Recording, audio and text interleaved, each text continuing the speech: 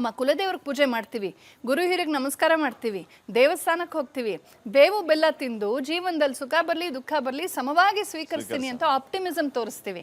ಸಾಯಂಕಾಲ ನಮ್ಮ ರಾಶಿ ಫಲವನ್ನು ಕೇಳ್ಕೊಳ್ತೀವಿ, ಏನೇ ಬಂದರೂ ಅದನ್ನು ನಾನು ಅಕ್ಸೆಪ್ಟ್ ಮಾಡ್ಕೊಳ್ತೀನಿ, ಅಲ್ ಬಿ ಪ್ರಿಪೇರ್ಡ್ ಏನಾದರೂ ಅಂತ. ಈ ರೀತಿ ಪ್ರಾರಂಭ ಮಾಡುವಂತಹ ಒಂದು ಅರ್ಥಪೂರ್ಣವಾದಂಥ, ಅಂದರೆ ಪ್ರಕೃತಿಯೂ ನಮಗೆ ಪ್ರಕೃತಿಯೇ ಸೆಲೆಬ್ರೇಟ್ ಮಾಡ್ತಾ ಇದೆ ಯುಗಾದಿಯನ್ನ. ಮನುಷ್ಯರು ಬಿಡಿ, ಪ್ರಕೃತಿಯ ಎಲ್ಲ ಕಡೆ ಹೂ ಚಿಗುರುಗಳು, ಚೈತ್ರ ಬಂದ್ರೆ ವಸಂತೋತ್ಸವ, ಎಲ್ಲ ಕಡೆ ಚೈತ್ರ ರಥ ಅಂತ ಕರೀತಾರೆ. ಎಲ್ಲೆಲ್ಲೂ ಹೂ ಚಿಗುರುಗಳು, ಬಳ್ಳಿಗಳು, ಕೋಗಿಲೆಗಳು ಕೂಗ್ತಾ ಇರುತ್ತವೆ, ನದಿಗಳೆಲ್ಲ ಶುಭ್ರವಾಗಿರುತ್ತವೆ, ಆಕಾಶ ಶುಭ್ರವಾಗಿರುತ್ತವೆ.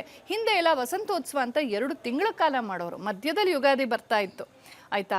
ಈ ಫಾಲ್ಗುಣ ಮಾಘದ ಕೊನೆಯಲ್ಲೇ ಹೆಚ್ಚು ಕಡಿಮೆ ಬಂದ್ಬಿಡ್ತಾ ಇತ್ತು ವಸಂತ. ನೀವು ಹೇಳೋದನ್ನ ಕಲ್ಪನೆ ಮಾಡ್ಕೊಂಡ್ರೆ ಎಷ್ಟು ಖುಷಿ ಆಗ್ತಾ ಇದೆ. ಹೌದು, ನಿನ್ನೆ ಮಧ್ಯರಾತ್ರಿ ಆಚರಣೆಯನ್ನ ಕಲ್ಪನೆ ಮಾಡ್ಕೊಂಡ್ರೆ ಭಯ ಆಗುತ್ತೆ, ಫುಲ್ ಕಾಂಟ್ರಾಸ್ಟ್. ಸೊ ಇಲ್ಲಿ ಏನಂದ್ರೆ, ಇಲ್ಲಿ ಒಂದು ಹುಚ್ಚು ಕಾಣಿಸುತ್ತೆ ನಮ್ಗೆ. ನಾನು ಅದನ್ನ ಎಷ್ಟು ಜನ ಒಪ್ಕೊಳ್ತಾರೆ, ಐ ಕಾಲ್ ಇಟ್ ಕಲನಿಯಲ್ ಹ್ಯಾಂಗೋವರ್.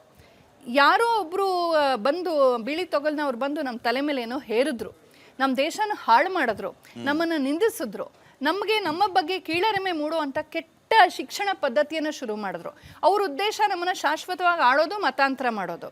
ಅವರು ಆರೋಪಿಸಿದಂಥದ್ದನ್ನು ನಾವು ಇನ್ನೂ ಕೂಡ ಮಾಡರ್ನ್ ಅಂತ ಅಂದ್ಕೊಂಡು, ಗ್ಲೋಬಲ್ ಅಂತ ಅಂದ್ಕೊಂಡು, why should global B western ಅಂತ ನಾನು ಕೇಳೋದು. ಗ್ಲೋಬಲಿ ಇಂಡಿಯಾ ಇಲ್ವಾ, ಭಾರತ ಇಲ್ವಾ?